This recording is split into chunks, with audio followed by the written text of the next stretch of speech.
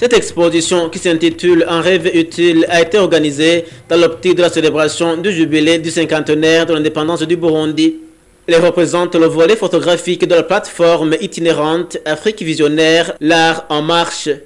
Les photographies exposées à cette occasion ont été réalisées par les photographes africains entre les années 1960 et 2010. Le chef du secteur de la culture à la Commission européenne indique que ces photographies remémorent les aspirations des États africains avant les indépendances et les tragédies traversées par ces États dans leurs histoires. Ce sont des photographies qui célèbrent l'aspiration des États africains à la dépendance à travers des hommes, des femmes de la rue qui expriment leur fierté, leur modernité parfois, mais aussi les tragédies que l'Afrique a connues depuis 1950 jusqu'à nos jours.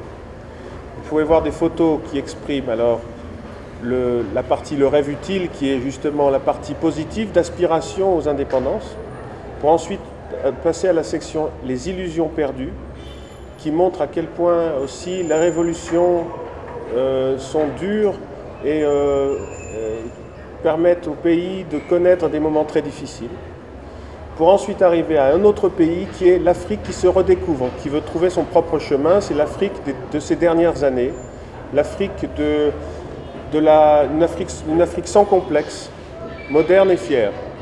Cette exposition vise à susciter une dynamique sociale et créer le dialogue interburundais en vue de la réalisation des projets futurs et raisonnables. Il faut être modeste. Ces photos ne vont pas contribuer au développement du Burundi, soyons clairs, ce n'est pas ça l'idée. Ces photos sont là pour poser des questions, envoyer des messages, créer un dialogue avec le Burundi, susciter une dynamique qui par la suite donnera lieu à peut-être des projets futurs. C'est un moyen de montrer à quel point l'Europe et l'Afrique ont envie de travailler ensemble sur les questions culturelles. C'est ça le message. C'est aussi un message comme quoi on est attaché à cette notion d'indépendance de l'Afrique, d'autonomie de l'Afrique, de volontarisme. On apprécie ce côté, je dirais, prophétique, de vouloir absolument avancer. Et c'est ça qui est salué dans cette exposition.